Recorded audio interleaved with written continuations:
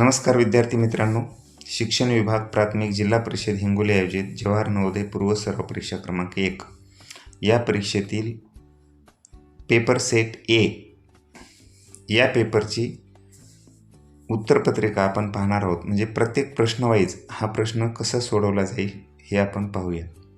तर त्यामध्ये प्रश्न पहिला आहे, 4 आकृत्या दिलेल्या आहेत. या 4 आकृत्यापैकी 3 आकृत्या या कोणत्या तरी बाबतीत समान आहेत आणि एक आकृती वेगळी आहे आणि वेगळी असलेल्या आकृतीचा पर्याय क्रमांक आपल्याला निवडायचा आहे. तर यामध्ये जो पहिला प्रश्न दिलेला आहे, इथे 4 आकृत्या आहेत आणि 4 आकृत्यामध्ये जर निरीक्षण केलं तर प्रत्येक आकृतीचे 4 समान भाग केलेले आहेत. फक्त पहिल्या आकृतीमध्ये ते 4 समान भाग नाहीत. त्यामुळं आपलं पहिल्या प्रश्नाचं उत्तर हे ए क्रमांक येणार आहे. दुसऱ्या प्रश्नामध्ये जर बारकाईनं बघितलं आपण तर 4ही आकृत्या सारख्या दिसतात, पण जर बारकाईनं बघितलं तर याच्यातली 3 क्रमांकाची जी आकृती आहे ही वरच्या 2 रेषाला चिकटलेली दिसत नाही. बाकीच्या सर्व आकृत्या या 3 रेषांना चिटकून आहेत, त्यामध्ये अंतर नाही.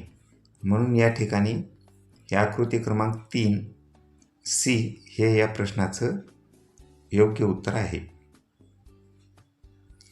त्यानंतर प्रश्न तिसरा, पहिल्या आकृतीमध्ये 6 कोन आहेत, दुसऱ्या आकृतीमध्ये सुद्धा 6 कोन आहेत. मग ते आंतरकोन असो किंवा बाह्य कोन असो, आणि प्रत्येक आकृतीमध्ये असे 6 कोन आहेत आणि शेवटच्या आकृतीमध्ये मात्र ह्या मधल्या रेषेमुळे ते कोन वाढलेले आहेत. म्हणून हा डी पर्याय याचं योग्य उत्तर आहे. मधली आकृती आहे पहिल्या ऑप्शनमध्ये चौकोन, पुढे आहे षटकोन, त्याच्या पुढे आहे वर्तुळ आणि पुढे आहे पंचकोन. म्हणजे प्रत्येक ठिकाणी एक एक कोन वाढत गेलेला आहे. म्हणजे चौकोन, पंचकोन, षटकोन, मग एक तर सप्तकोन असायला पाहिजे होता किंवा चौकोनाच्या मागचा त्रिकोण असायला पाहिजे होता.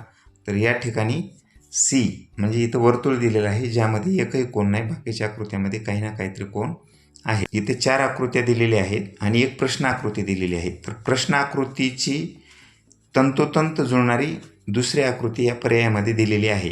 हे पर्याय प्रश्नावरचा वाचल्यानंतर ते आपल्या लक्षात येईल. तर या ठिकाणी जर आपण बघितलं तर वर जाणारा जो बाण आहे आणि डावीकडे जाणारा बाण आहे, तशा पद्धतीचे बाण या ठिकाणी पहिल्या पर्यायामध्ये तसे बाण दिसत आहेत. दुसऱ्या पर्यायामध्ये डावीकडे बाण नाही आहे. तिसऱ्या पर्यायामध्ये सुद्धा डावीकडे बाण नाही, उजवीकडे बाण आहे. आणि चौथ्या पर्यायामध्ये डावीकडे बाण आहे पण वर जाणारा बाण नाही. म्हणून या ठिकाणचं उत्तर आहे ए. प्रश्न 6वा, ही जी बाहुली आहे या ठिकाणी जे तिचे हात आहेत, डाव्या साईडचा हात वर आहे आणि उजव्या साईडचा हात खाली आहे. ते कुठल्या आकृतीमध्ये तशी स्थिती दिसते ते पहिल्यांदा बघूया.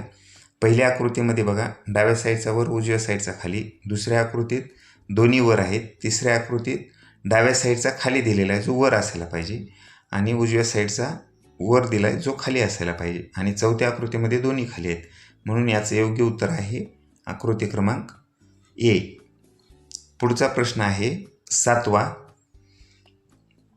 उभ्या 2 रेषांनी आडव्या 2 रेषा दिलेल्या आहेत. तर याच्याशी समान जुळणारी आकृती ही एकदम सोपं आहे. आपण निरीक्षण केलं तर ते बी आहे. त्यानंतर 8वा प्रश्न, या ठिकाणी बघत असताना 4 चिन्ह दिलेले आहेत बघा मध्ये. तर त्यातला एक चिन्ह आपण बघत चालायचं. या पहिल्या कोपऱ्यामध्ये म्हणजे हा जो दिलेला आहे डॉट, इथला काळा डॉट, तो डॉट प्रत्येका ठिकाणी आहे का? प्रत्येक ठिकाणी आहे. वरचा जो डॉट आहे हा, तो खालून अर्धा रंगवलेला आहे, वरून कोरा आहे. तर अशा पद्धतीचा कुठे कुठे आहे? इथे एक आहे आणि इथे एक आहे, म्हणजे 2 झाले. म्हणजे ह्या मधल्या 2 आकृत्या आपल्या बाद झालेल्या आहेत, कारण हे जे वर्तुळ आहे त्याचं त्यांनी उलटं दिलेलं आहे. आता खाली राहिले अधिकचं चिन्ह आणि गुणिलेचं चिन्ह. तर आपल्याला ह्या 2 मध्येच बघायचं आहे, ए आणि टी मध्ये. तर अधिकचं गुणिलेचं ए मध्ये आहे आणि डी मध्ये मात्र दोन्ही अधिकचे आहेत, म्हणून ही सुद्धा आकृती बाद होईल. तर ह्याचं उत्तर येईल ए.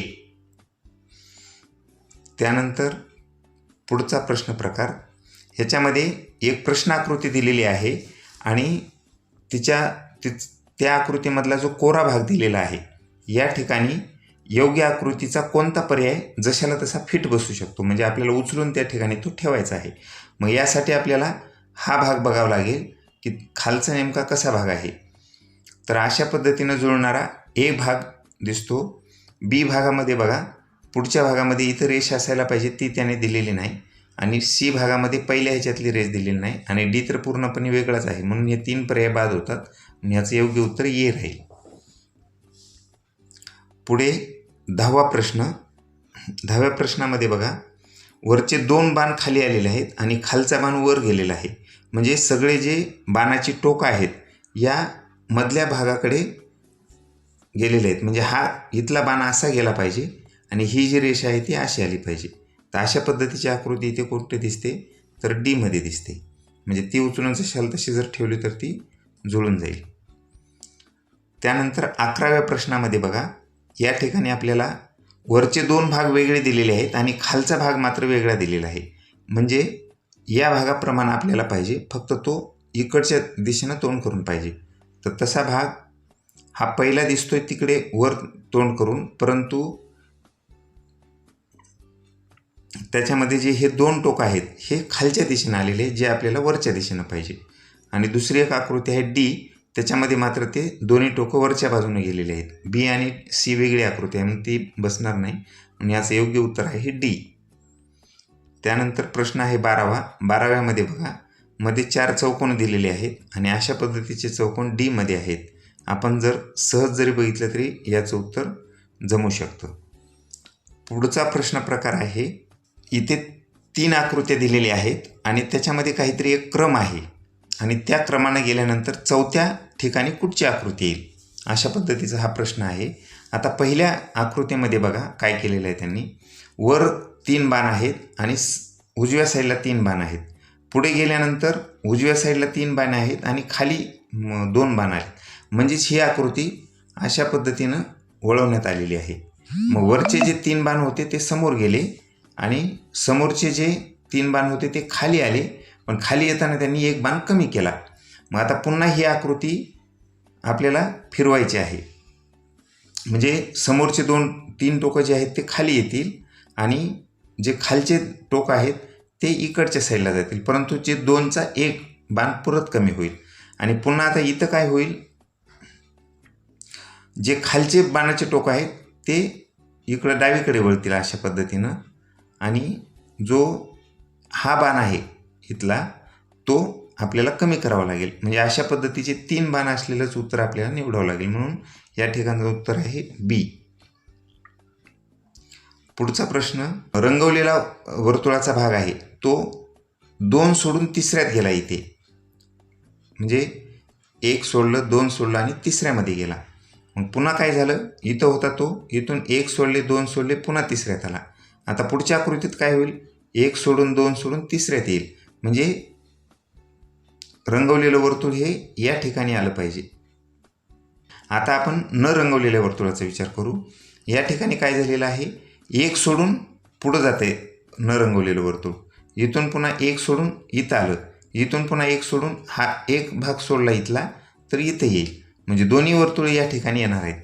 तर दोन्ही वर्तुळ या ठिकाणी कुठं आलेले आहेत, एक सी मध्ये आले आणि एक डी मध्ये आलेलं आहे. पण दोन्ही वर्तुळाकडे जर आपण नीट बघितलं तर दोन्ही सारख्या आकाराचे वर्तुळ आहेत आणि ते आपल्याला सी मध्ये दिसत आहेत. डी मध्ये ते एकात एक घातलेली वर्तुळ आहेत, म्हणजे रंगवलेल्या वर्तुळाचा आकार कमी केलेला आहे त्यांनी, म्हणून डी हे उत्तर येणार नाही, तर त्या ठिकाणी सी हे उत्तर येईल. पुढचा प्रश्न आहे 15वा. या ठिकाणी काय केलेलं आहे, पहिल्यांदा 3 रेषा दिलेल्या आहेत. पुढं या 3 रेषांच्या 4 रेषा झाल्या, 1 रेष वाढवली आणि पुन्हा मधली 1 रेष वाढवली, इथं 5 रेषा झाले. मग पुढच्या ह्याच्यामध्ये 6 रेषा होतील. म्हणजे ही आकृती समान राहील आणि पुढे 1 रेष वाढेल, म्हणजे अशी वाढणार आहे. तर अशा पद्धतीची आकृती इथं सी आलेली आहे. नंतर प्रश्न क्रमांक 16वा. इथे एक वर्तुळ आहे आणि पुढच्या आकृतीमध्ये वर्तुळामध्ये 1 रेषा वाढवलेली आहे. म्हणजे या ठिकाणी 1 रेषा वाढवली, पुढच्या आकृतीत 2 रेषा वाढवल्या, त्याच्या पुढच्या आकृतीत 3 रेषा वाढवलेल्या असतील. मग 3 रेषा कुठं वाढल्यात, एक तर इथं पण वाढलेले आहेत आणि एक तर इथं पण वाढलेले आहेत. पण वाढत असताना या 2 आपल्याला समान ठेवून तिसरी वाढवावी लागेल. म्हणजे या दोन्ही असलेल्या कुठं आहेत, इथे एक आहे, इथे एक आहे आणि डी मध्ये इथली रेषा त्यांनी गायब केलेली आहे, म्हणून हे उत्तर डीचं उत्तर येणार नाही. तर हे बी उत्तर हे परफेक्ट असणार आहे. भाग 5वा, ह्याच्यामध्ये काय दिलेलं आहे बघा, पहिल्या ज्या 2 आकृत्या आहेत त्याच्यामध्ये काहीतरी सहसंबंध आहे. तो सहसंबंध तिसऱ्या आणि चौथ्या आकृतीमध्ये असणार आहे. मग आपल्याला तिसऱ्यातून चौथी आकृती तशी तयार करायची आहे.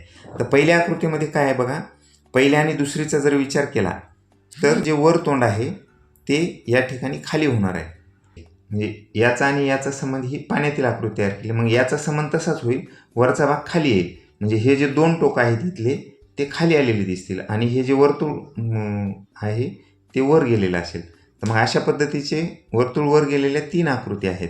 तर तिन्हीपैकी हे बाणाचे टोकं इथं चुकलेले आहेत म्हणून ही आकृती येणार नाही.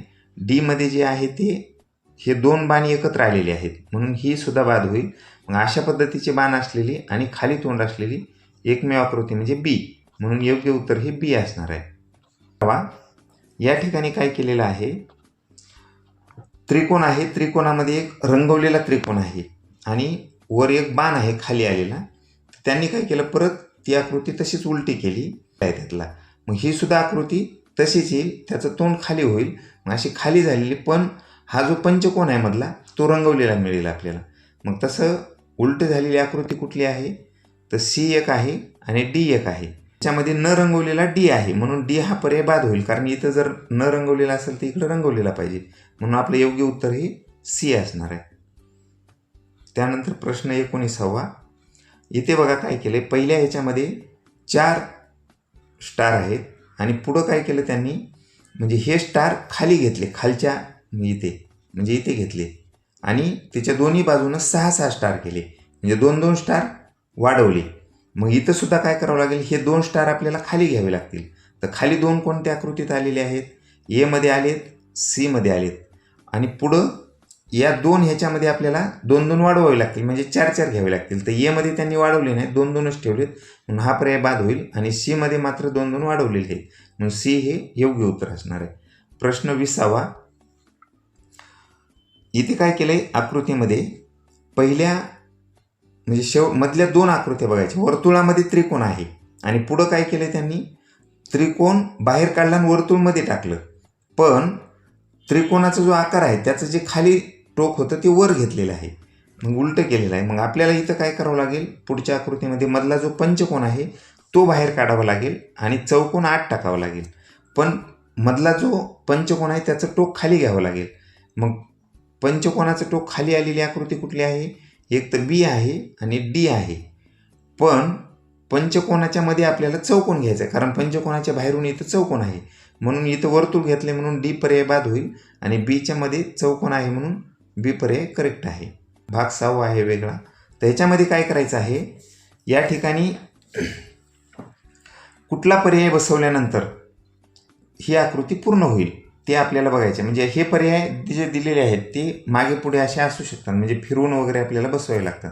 तर प्रत्येक पर्याय बसवल्यानंतर आकृती कशी दिसते ते आपण पाहू शकतो, कारण डी तर होणारच नाही, कारण डीचा भाग वेगळाच आहे पूर्ण.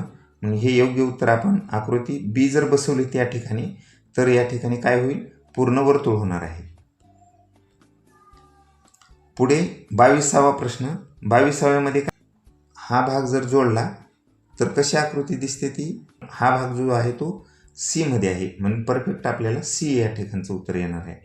त्यानंतर प्रश्न 23वा. 23व्यामध्ये बघा, इथं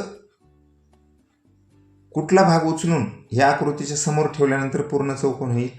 ए जर बसवला तर काय होईल, एच्या या ठिकाणचा जो भाग आहे इथला, इथं त्यांनी उभी रेष दिलेली आहे म्हणून हे बसणार नाही इथं, आणि इथं मात्र योग्य अंतर दिलेलं आहे असं, म्हणून बी हे आपण जर बारकाईने बघितलं तर बी त्या ठिकाणी परफेक्ट बसू शकतं.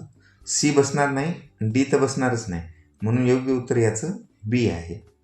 त्यानंतर 24व्या प्रश्नामध्ये या ठिकाणी जर बारकाईने बघितलं तर सी हे त्याचं उत्तर असणार आहे, कारण इकडून जो भाग आलेला आहे आपण फक्त जर इथं पेन्सिलनं आपण काय करायचं, हे 2 टोकं जोडून बघायचे असे आणि कुठली आकृती अशी दिसते ते बघायचं.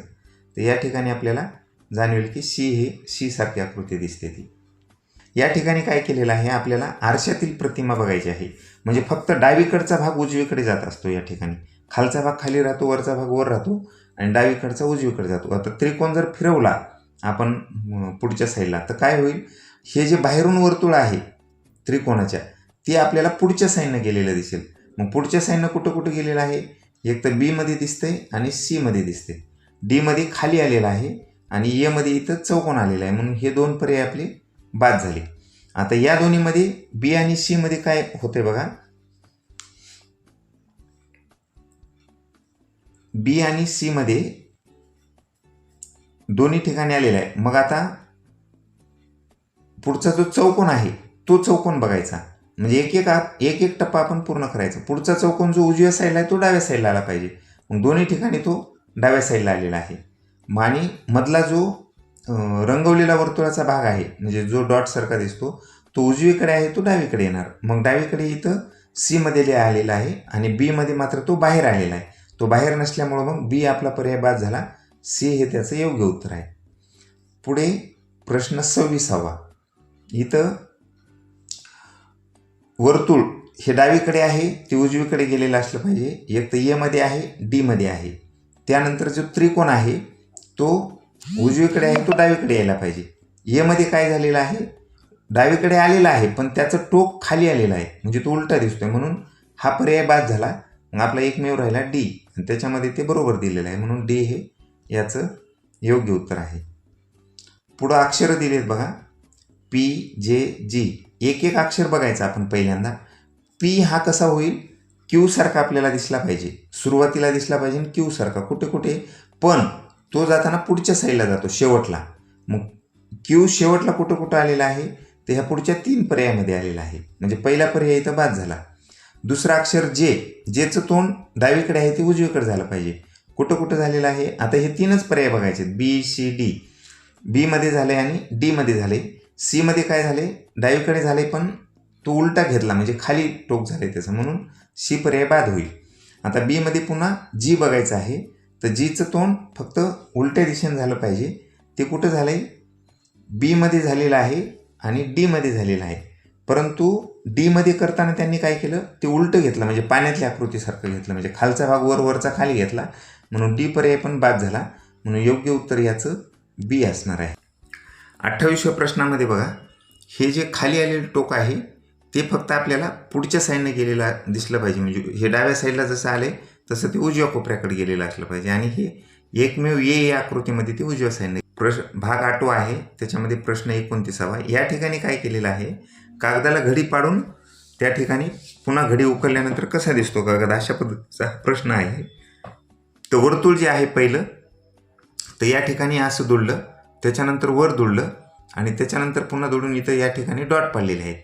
जर कागद उघडला तर इथं 2 डॉट आहेत या ठिकाणी, तर 2 डॉटवाली आकृती ही डी आहे, म्हणून या ठिकाणचं योग्य उत्तर डी असणार आहे. पुढं 30व्यामध्ये कागद वरून खाली एकदा दुडला, पुन्हा उजवीकडून डावीकडे दुडला आणि पुन्हा डावीकडून उजवीकडे दुडला, आणि त्याच्यानंतर इथे जर तुम्ही निरीक्षण केलं तर या ठिकाणी 2 रेषा दिलेल्या आहेत बघा. या 2 रेषा उजव्या साईडला दिल्यात. आता या कागदाची उलटी घडी पाडत यायचं. पुन्हा आपण हा भाग काय करायचा, इकडे उलटी घडी पाडल्यानंतर ह्या ज्या 2 रेषा आहेत या दोन्ही साईडला दिसतील, म्हणजे त्या अशा पद्धतीने दिसतील. यामध्ये पुन्हा जी घडी अशी पाडलेली आहे उजवीकडून डावीकडे, ती आपण डावीकडून पुन्हा उजवीकडे न्यायची, तर या ठिकाणी अशी दिसतील, आणि खालून वर नेल्यानंतर ह्या 2-2 रेषा प्रत्येक ठिकाणी दिसतील. तर आपल्याकडे 2 रेषा दिसणारा पर्याय कुठे आहे, तर फक्त पर्याय क्रमांक ए, म्हणून याचं योग्य उत्तर हे ए असणार आहे. पुढं 31वा प्रश्न बघा, त्यांनी पहिलं खालून वर दुडली, वरून पुन्हा डाव्या साईडकडे दुडली. यामध्ये कोपरा जो दुडलेला आहे तो आपण आधी सरळ केल्यानंतर तो कसा होईल, असा दिसेल आपल्याला. ती सरळ दुडल्यानंतर म्हणजे अशी झाल्यानंतर हा कोपरा पुन्हा कसा होणार आहे, तर इकडून असा होणार आहे, आणि नंतर पुन्हा इकडून या पद्धतीनं सरळ कागद केल्यानंतर ही अशा आकृतीमध्ये तयार होणार आहे. मग अशा पद्धतीचा पर्याय कुठं तयार झालेला आहे, तर तो डी मध्ये झालेला आहे. पुढचा प्रश्न आहे 32वा. या ठिकाणी खालून वर दुडला, पुन्हा उजव्या साईडकडून डाव्या साईडकडे दुडलेला आहे, आणि खालून थोडासा भाग कट केलेला आहे. तर ज्यावेळी आपण कागद उकलत जाऊ, ही पहिली आकृती अशी झाली, दुसरी आकृती अशी होईल आणि खाली आलेल्या आकृत्या पुन्हा अशा तयार होतील. तर याचं योग्य पर्याय कुठे दिसतोय आपल्याला, तर बी मध्ये दिसतो. म्हणून पर्याय क्रमांक बी हे याचं योग्य उत्तर आहे. पुढचा भाग आहे 9वा. या ठिकाणी काही आकृत्यांचे तुकडे दिलेले आहेत, ते आपल्याला एकत्र करायचे आहेत आणि पूर्ण आकृती बनवायची आहे. म्हणजे पूर्ण आकृतीमध्ये ते कुठं दिसतील, इथं 2 त्रिकोण आहेत आणि 2 चौकोन आहेत. तर ते कुठं आपण योग्य पद्धतीने बसू शकतो, एक तर ए मध्ये किंवा बी मध्ये. सी मध्ये आणि डी मध्ये ते दिसत नाहीत तसे. आणि बी मध्ये आणि ए मध्ये बसवत असताना पण काय होतंय, इथं जर नीट निरीक्षण केलं तर हे आयताकृती चौकोनाचे तुकडे आहेत आणि ए मध्ये जे दिले ते थोडेसे मोठे आणि चौरस आकृती दिसत आहेत. म्हणून बी हे याचं योग्य उत्तर असणार आहे. 34 मध्ये काय दिले बघा, मध्ये एक पंचकोन दिलेला आहे आणि बाकीचे छोटे 5 त्रिकोण दिलेत.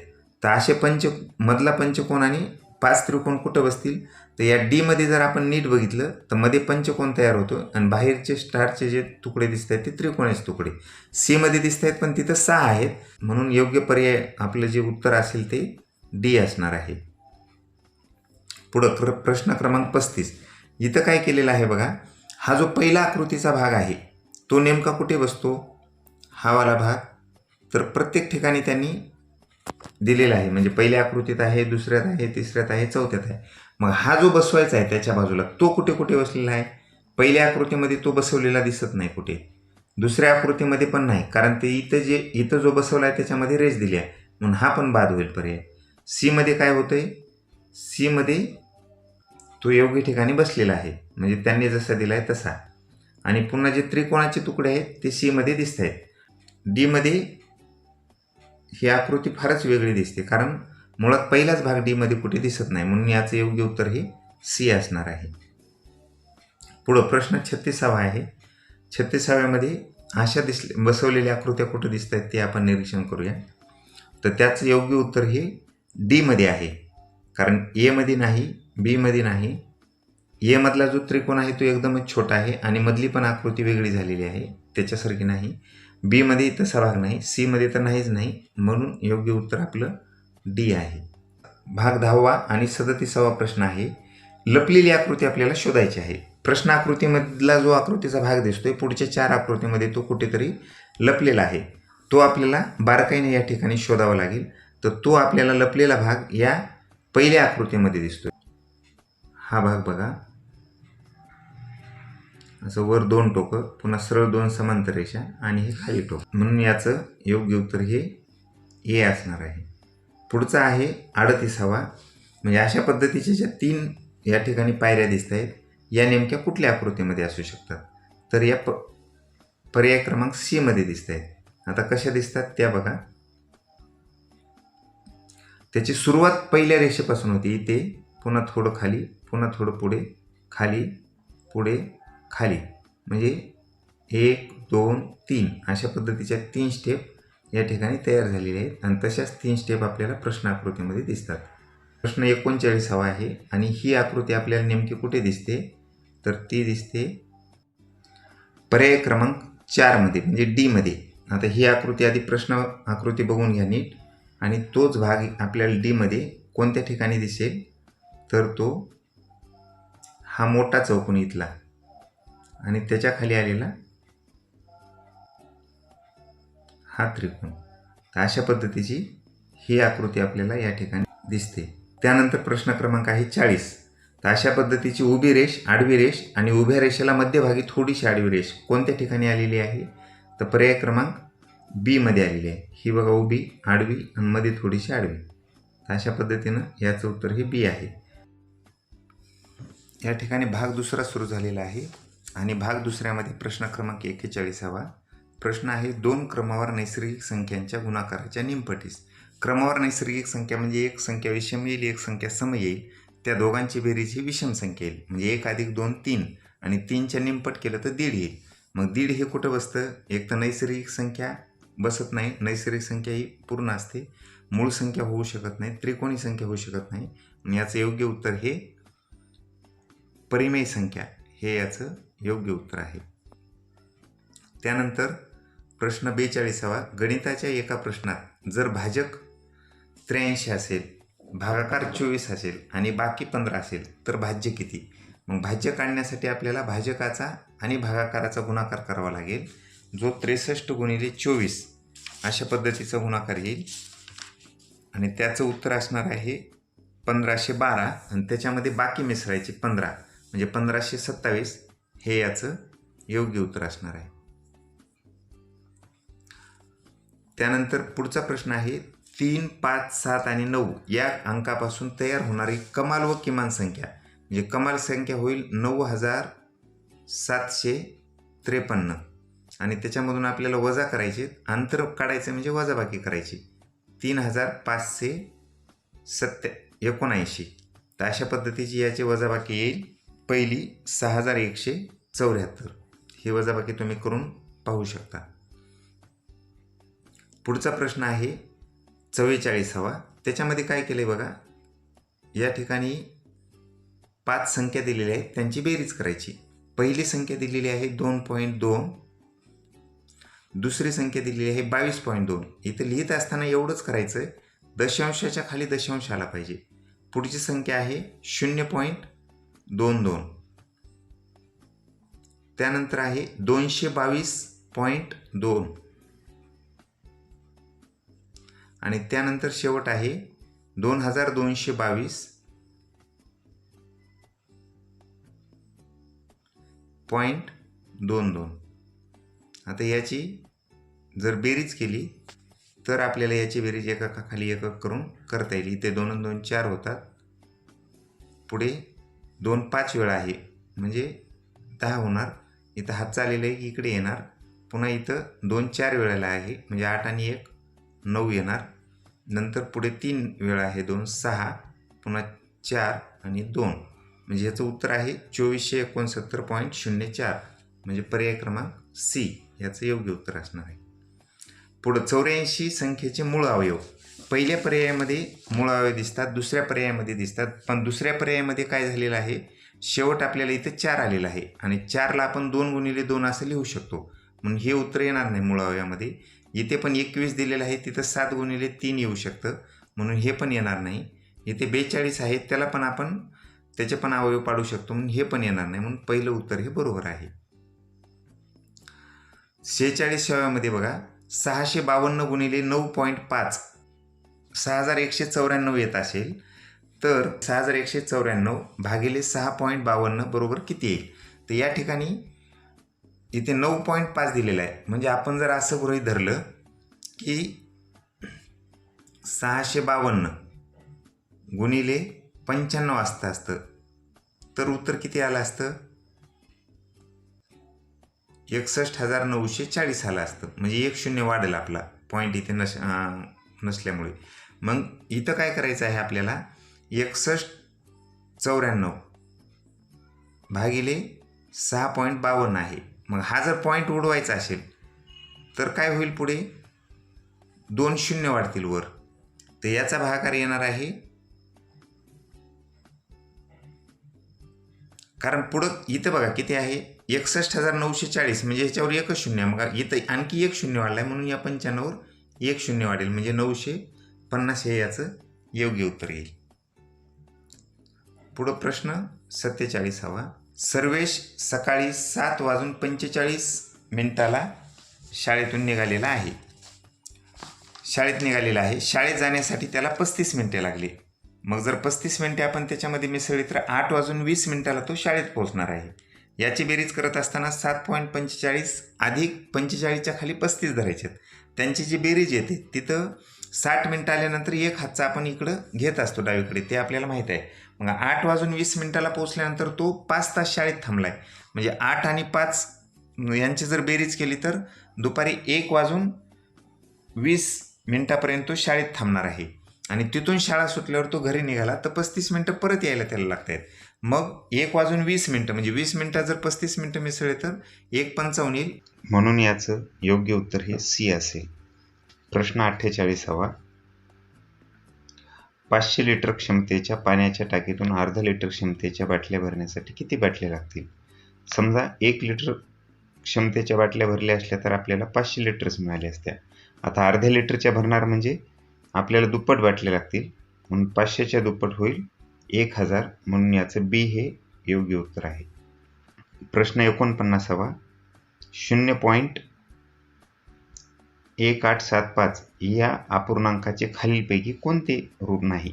यामध्ये कोणते रूप नाही याचा अर्थ 3 रूप हे या 0.1875चे आहेत. मग ते 3 रूप कुठले? सममूल्य अपूर्णांक असतील, समान मूल्याचे अपूर्णांक असतील. मग ह्याच्यात सममूल्य अपूर्णांक कुठले असतील ते आपण आधी बघूया. आता इथे आहे सी मध्ये 16चा आणि 80चा जर विचार केला तर 16 पंचे 80, म्हणजे जर 16ला 5 ने गुणलं तर 80 येतात. मग तसंच 3ला जर 5 ने गुणलं तर 15 येतात. म्हणजे हे 2 सममूल्य अपूर्णांक आहेत. याच्याशी मिळणारा अपूर्णांक कोणता आहे? तर इकडे बघा 16 48, तसाच 3 गुणिले 3, म्हणजे दोघांना 3 ने गुणलं तर 48 आणि वर 3 गुणिले 3 9 येईल. म्हणजे हे तिन्ही अपूर्णांक हे सममूल्य अपूर्णांक आहेत. मग राहिला ए हा पर्याय. आता याचं वेगळ्या पद्धतीनं उत्तर कसं काढता येईल? तर 5/24 असं करून आपल्याला पण हे उत्तर काढता येईल. पॉईंट देऊन पुढे शून्य वाढून भागाकार करता येईल, परंतु ही एक सोपी पद्धत आहे.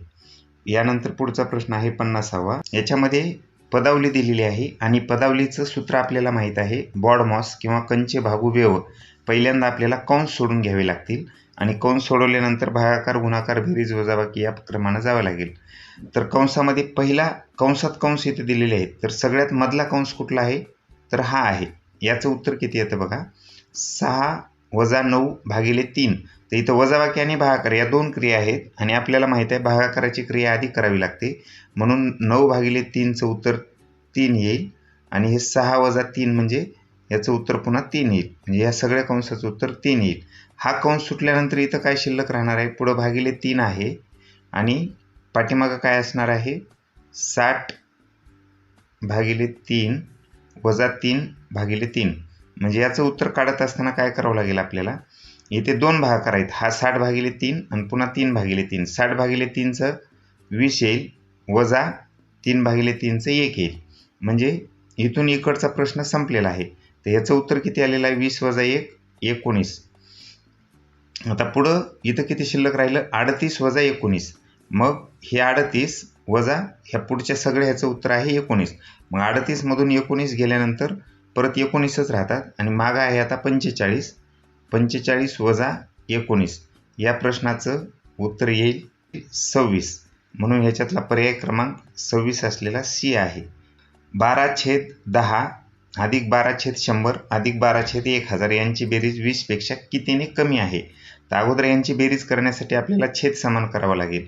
12/100 आहे, त्याचा आता सगळ्यात मोठा इथं छेद कुठला आहे? तर 1000 आहे. मग ह्याचा पण 10चा छेद 1000 करण्यासाठी त्याला गुणिले 100 करावं लागेल. म्हणजेच वर पण 2 शून्य वाढतील, खाली 2 शून्य वाढतील. म्हणजे पहिला अपूर्णांक होईल 1200/1000. पुढचा अपूर्णांक एकच शून्य वाढवावं लागेल, म्हणून 120/1000 आणि पुढचा 12/1000 आहेच. आता छेद समान राहिले या तिघाचा आणि पुढे वरचे 1200, 120 अधिक 12 या तिघांची बेरीज येईल 1332/1000 आणि हे 3 शून्य करतील आणि 1 2 3 स्थळांतर दशांश येईल. म्हणजे याचं उत्तर येईल 1.3332. आता प्रश्न काय आहे? 20 पेक्षा कितीने कमी आहे? म्हणून हे 20 मधून वजा करावे लागतील आपल्याला. मग 1 आहे, 20च्या पुढं 0.00, इथं 0.3332 आणि ह्याची जर वजाबाकी केली तर याची वजाबाकी येईल 18.668. तुम्ही करून बघू शकता. तर याचं पर्याय कुठला आहे? तर बी हा पर्याय आहे, म्हणून बी हे याचं योग्य उत्तर आहे. पुढचा प्रश्न आहे 52वा. कुशलने एक स्कूटर 95,145 रुपयाला खरेदी केले. त्यावर त्याने 11,893 रुपये कर भरला. म्हणजे हे 95,145 अधिक 18,893 ह्याची आपल्याला बेरीज करावी लागेल. त्याची बेरीज येईल 1,07,038. तुम्ही ही बेरीज करून पाहू शकता. पुढं काय आहे? त्याने ती स्कूटर 1,25,000 रुपयाला विकली. म्हणजे 1,25,000 रुपयामधून 1,07,000 38 रुपये आपल्याला वजा करायचे आहेत. याची वजाबाकी केल्यानंतर याचं उत्तर येणार आहे 17,962. आणि पर्याय क्रमांक 1 मध्ये आपल्याला ते दिसते, म्हणून पर्याय क्रमांक ए हे याचं योग्य उत्तर असणार आहे. पुढचा प्रश्न आहे 53वा. एका आयताकृती भूखंडाची लांबी 10 मीटर व रुंदी 8 मीटर असून त्या भूखंडाभोवती 4 पदरी तारेचं कुंपण घालायचे आणि प्रति मीटर 10 रुपये दराने खर्च आहे. एकदम सोपा प्रश्न आहे. अशा पद्धतीचा भूखंड असणार आहे. वरची बाजू 10, तशी खालची बाजू 10, बाजूची रुंदी 8 म्हणून इकडची पण 8. मग हे आपल्याला आयताची परिमिती काढायची. आयताची परिमिती म्हणजे माहिती आहे, लांबी अधिक रुंदी गुणिले 2 केलं तरी चालतं, किंवा 10 आणि 8 18, 18 दोन्ही 36, म्हणजे 36 ही काय आली त्याची परिमिती आली. गुणिले आपल्याला काय करायचं आहे, 4 करायचं आहे. जर गुणिले 4 केलं तर त्याचं उत्तर येणार आहे 144.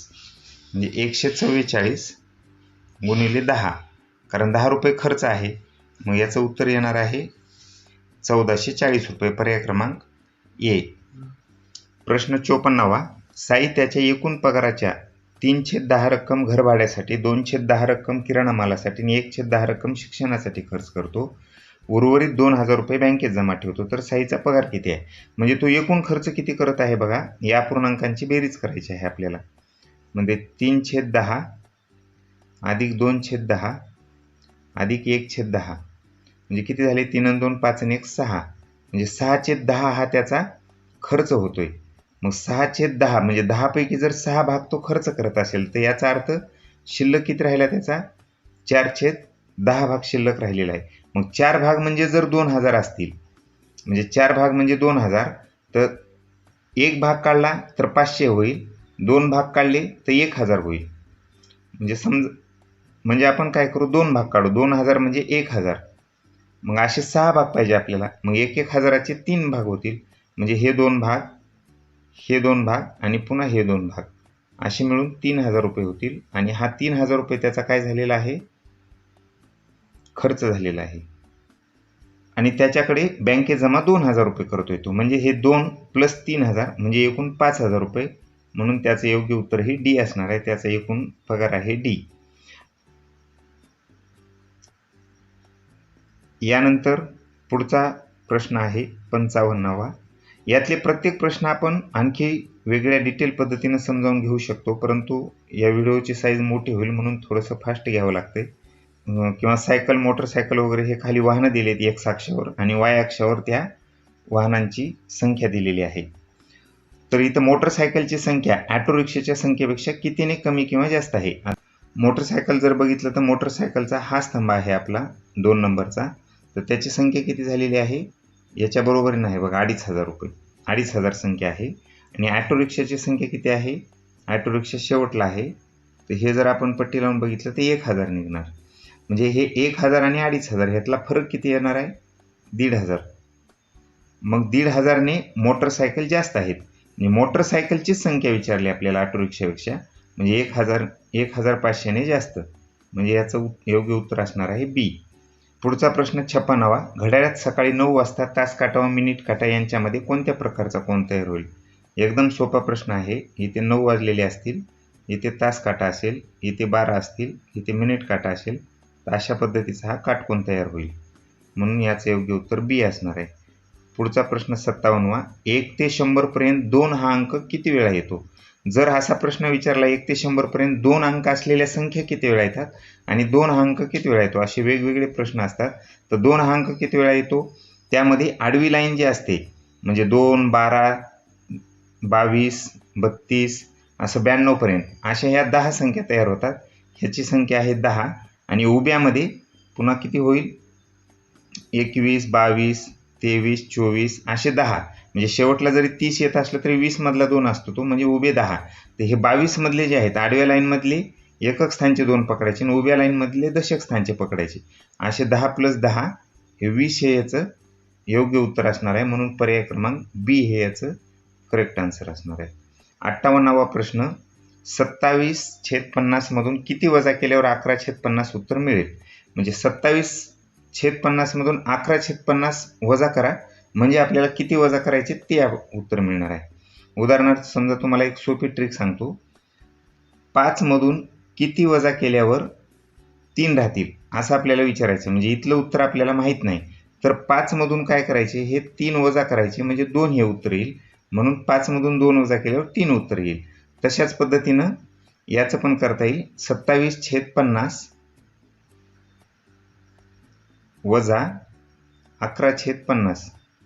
आता ही छेदाला छेद समान तसाच राहतो आणि 27 मधून 11 गेले 16 राहतील. मग 16/50 हे याचं योग्य उत्तर. म्हणून बी हे याचं योग्य उत्तर असणार आहे. पुढचा प्रश्न आहे 59वा. रवीने 18 रुपये किमतीची एक वही, 5 रुपये किमतीच्या 2 पेन्सिली व 90 रुपये किमतीचे एक कंपास खरेदी केले. त्याने दुकानदाराला 200 रुपये दिले. तर दुकानदार परत किती रुपये देईल? म्हणजे या सगळ्यांची आपल्याला बेरीज करावी लागेल. बेरीज कोणाकोणाची होईल? 18 रुपये किमतीची वही आहे म्हणजे 18 प्लस 5 रुपये किमतीच्या 2 पेन्सिल आहेत म्हणजे हे 10 रुपये आणि 90 रुपये किमतीचे पेन्सिल आहे म्हणजे ह्या सगळ्यांची बेरीज येईल 118 रुपये. आणि 200 रुपयामधून 118 वजा करायचे आहेत. ही वजाबाकी तुम्ही करू शकता. तर याचं उत्तर येईल 82 रुपये. म्हणून पर्याय क्रमांक बी हे याचं योग्य उत्तर असणार आहे. आणि पुढचा गणिताचा शेवटचा प्रश्न आहे 60वा. एका चौरसाची परिमिती 20 सेमी आहे तर त्याचं क्षेत्रफळ किती? आता चौरस म्हणजे तुम्हाला माहीत आहे चारी बाजू सारख्या असतात आणि त्याची जर 20 बेरीज असेल तर ह्याचा अर्थ त्याची बाजू आहे 5 आणि चौरसाचं क्षेत्रफळ म्हणजे काय? बाजूचा वर्ग म्हणजेच 5 गुणिले 5 25. मग याचा पर्याय आहे डी 25 चौसेमी हे. खंड 3 भाषा परीक्षण. या ठिकाणी जी उत्तरे दिलेली आहेत त्या उत्तरावरचे प्रश्न सोडवायचे आहेत. तर हे प्रश्न सोडवत असताना उत्तर क्रमांक पहिल्यांदा 1 पाहणार आहोत. त्याच्या अगोदर प्रश्न वाचून घ्यायचे मग उत्तर वाचायचं. खेळण्यावर कशाची शोभा असायची? लेखकाचे शेजारी कोणाचं घर होतं? या उत्तरातील विरुद्ध अर्थाची शब्दाची जोडी कोणती? लेखकाला तासनतास काय बघू वाटायचं? तहानभूक हरपणे म्हणजे काय? आता साधारण प्रश्नावर नजर टाकल्यानंतर उत्तर वाचायला सुरू करायचं. आमच्या शेजारी जिनगराचं घर, तिथं पाथळ गुलाबी रंगीत चुरमुऱ्या कागदात गुंडाळलेला सोनेरी जिगानं चकचकतेल्या शेंडीचा नारळ तयार झाला की बघताना तहानभूक हरपून जायची. तर इथं लेखकाच्या शेजारी कोणाचं घर होतं हे पहिल्याच वाक्यात उत्तर मिळालेलं आहे. आमच्या शेजारी जिनगराचं घर होतं. त्यामुळे प्रश्न 62 मध्ये बघा लेखकाच्या शेजारी कोणाचं घर होतं तर पर्याय क्रमांक बी आहे जिनगराचं घर होतं. लाकडी चौकोनातल्या काड्यांनी जुळवलेली दारावरची झगझगती तोरणं लग्नाच्या वरातीतील नक्षत्रमाळा पाहिल्या म्हणजे तासनतास बघत राहावंसं वाटायचं. आता तासनतास काय बघत राहावंसं वाटायचं? प्रश्न या ठिकाणी विचारलेला आहे. लेखकाला तासनतास काय बघू वाटायचं? तोरणं आणि नक्षत्रमाळा, राघू मैना, शेंडीचा नारळ की चंद्रमण्या? तर पहिलं उत्तर आहे तोरणं आणि नक्षत्रमाळा. जिनगरांचा मामा लय कसबी माणूस. पाळण्यावरच्या खेळण्यासाठी राघू मैना तर आशा करायच्या की खऱ्या खोट्यातली फसगत व्हावी. खेळण्यावर चमचमणाऱ्या चंद्रचांदण्याची शोभा तर आशी भुलवणारी की काय सांगावं. आता बघा पहिला प्रश्न नेमके शेवटच्या वाक्यात दिले त्यांनी. खेळण्यावर कशाची शोभा असायची तर चमचमणाऱ्या चंद्रचांदण्याची. म्हणून 61 पर्याय क्रमांक डी आहे.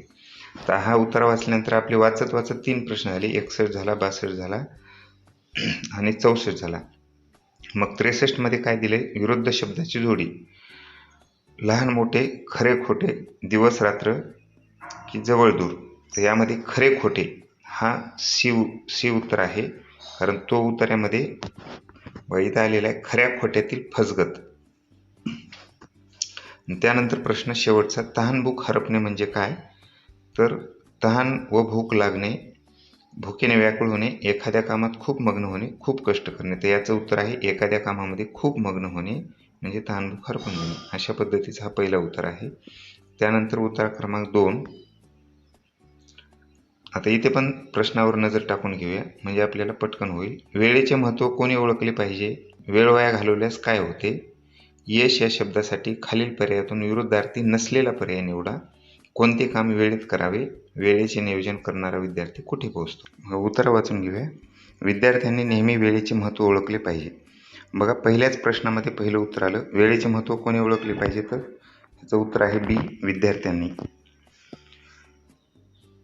वेळ पाळणारा विद्यार्थी अभ्यासात आणि खेळातही यश मिळवतो.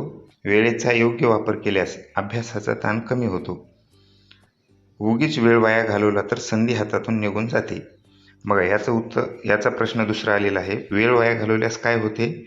तर बी आहे, संधी निघून जाते. ताण कमी होतो, संधी निघून जाते, आनंद वाढतो, अभ्यास वाढतो. तर याचं योग्य उत्तर बी असणार आहे, संधी निघून जाते. म्हणून वेळेचे नियोजन करणे आवश्यक आहे. शाळेत वेळेत येणे, गृहपाठ वेळेत करणे, स्पर्धा वेळेत पूर्ण करणे ही सवय लावली पाहिजे. वेळ वाचवणारा विद्यार्थी जीवनात नक्कीच पुढे जातो. तर आता पुढचा प्रश्न आहे, यश या शब्दासाठी खालील पर्यायातून विरुद्धार्थी नसलेला पर्याय निवडा. अपयश विरुद्धार्थी आहे, निराशा विरुद्धार्थी आहे आणि डी वाला पराभव विरुद्धार्थी आहे. म्हणजे याचं योग्य उत्तर सफलता हे बी हे असणार आहे. कोणते काम वेळेत करावे? गृहपाठ व स्पर्धा, खेळणे, खरेदी, टी व्ही पाहणे, झोपणे. आता उत्तरात नेमकं काय उत्तर दिलेलं आहे?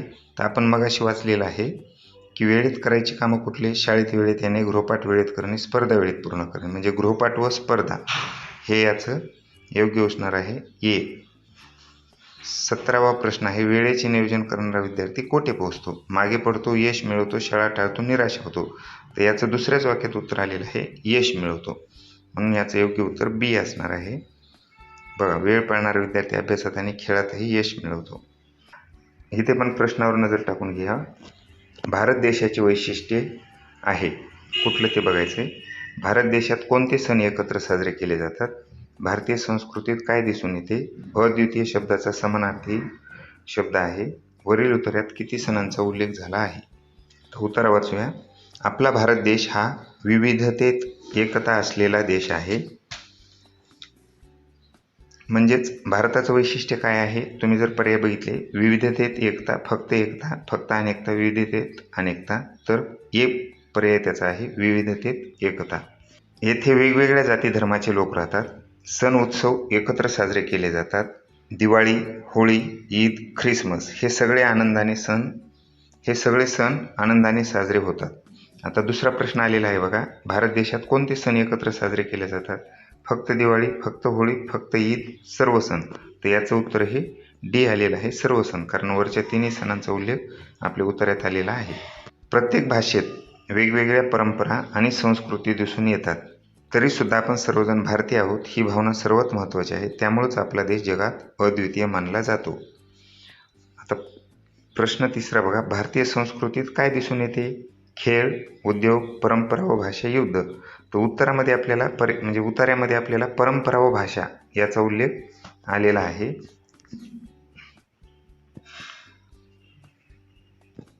बघा, प्रत्येक भाषेत वेगवेगळ्या परंपरा आणि संस्कृती दिसून येतात. म्हणजे हे आपलं उत्तर असणार आहे. म्हणून परंपरा व भाषा सी. अद्वितीय या शब्दाचा समानार्थी शब्द द्वितीय, एकमेव, अद्भुत, अनमोल.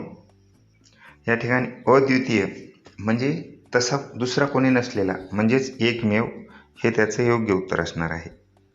वरील उत्तरात किती सणांचा उल्लेख झालेला आहे? 1, 2, 3, 4. तर आपण वर बघितलेलंच आहे, दिवाळी, होळी, ईद, ख्रिसमस हे 4 सणांचा उल्लेख झालेला आहे. म्हणून याचं योग्य उत्तर हे डी असणार आहे. यानंतर उत्तरा चौथा, त्याच्या आधी प्रश्नावर नजर मारूया. काळ मोजण्याचे सर्वात लहान एकक कोणते? कालगणनाची प्रचलित पद्धत कोणती? या उत्तरातील समानार्थी शब्दाची जोडी कोणती? दिनांक लिहिण्याची योग्य पद्धत आहे. काळ मोजण्याचे सर्वसाधारण किती एकके या उत्तरात उल्लेखलेले आहे? तर उत्तर वाचूया. कालगणना करणे म्हणजे काळाची लांबी मोजणे होय. काळ मोजण्याची आपल्याला माहीत असलेली एकके पुढील प्रमाणे आहेत: सेकंद, मिनिट, तास, दिवस, आठवडा, महिना, वर्ष, शतक आणि सहस्र. सेकंद यातील सर्वात छोटे एकक आहे. बघा, पहिलाच प्रश्न होता सर्वात छोटे एकक कोणते? तर इथं सेकंद म्हणजे 76व्याचा पर्याय आहे डी. त्यानंतर पुढं बघा, जगभर कालगणनेच्या अनेक पद्धती अधिक प्रचारात आहेत. सर्वसाधारणपणे संबंधित महिन्यातील त्या दिवसाचा क्रमांक, चालू महिन्याचे नाव किंवा क्रमांक आणि चालू वर्षाचा क्रमांक अशा क्रमाने आपण दिनांक लिहितो. तारीख हाही दिनांकाचा समानार्थी शब्द आहे. पुढचा प्रश्न बघा, कालगणनेची प्रचलित पद्धत कोणती? आता यामध्ये इसवी सन हे थोडंसं योग्य उत्तर वाटतं, परंतु उत्तरानुसार जर बघितलं तर या ठिकाणी आपल्याला तारीख हे उत्तर निवडावं लागेल. तर या ठिकाणी 77व्याचं डी हे उत्तर असेल. 78वा प्रश्न. या उत्तरात समानार्थी शब्दाची एक जोडी आलेली आहे. छोटे मोठे, दिवस रात्र, दिनांक तारीख, शतक सहस्रक. शेवटचं वाक्य होतं बघा, तारीख हाही दिनांकाचा समानार्थी शब्द आहे, म्हणजेच दिनांक तारीख. आणि 79 दिनांक लिहिण्याची योग्य पद्धत काय सांगितली? दिनांक, महिना आणि वर्ष. म्हणजे याचं पहिलं हे ऑप्शन उत्तर असणार आहे. काळ मोजण्याचे सर्वसाधारण किती एकके उत्तर यात उल्लेखलेले आहे. हे आपण इथे मोजूया. बघा, सेकंद, मिनिट 2, तास 3, दिवस 4, आठवडा 5, महिना 6, वर्ष 7, शतक 8 आणि सहस्रक 9. अशा पद्धतीनं 9 एकके या ठिकाणी आलेली आहेत. तर याचं योग्य उत्तर असणार आहे सी, म्हणजे 9. अशाच पद्धतीचे स्कॉलरशिप नवोदयसाठी वेगवेगळे संकल्पना पाहण्यासाठी आणि नवीन नवीन व्हिडिओ पाहण्यासाठी चॅनलला लाईक करा, सबस्क्राईब करा आणि शेअर करायला विसरू नका. प्रत्येक विद्यार्थ्यापर्यंत हा व्हिडिओ पोहोचण्यासाठी मदत करा, जेणेकरून त्या प्रत्येक विद्यार्थ्याला प्रत्येक प्रश्नाचं उत्तर लक्षात येईल. धन्यवाद.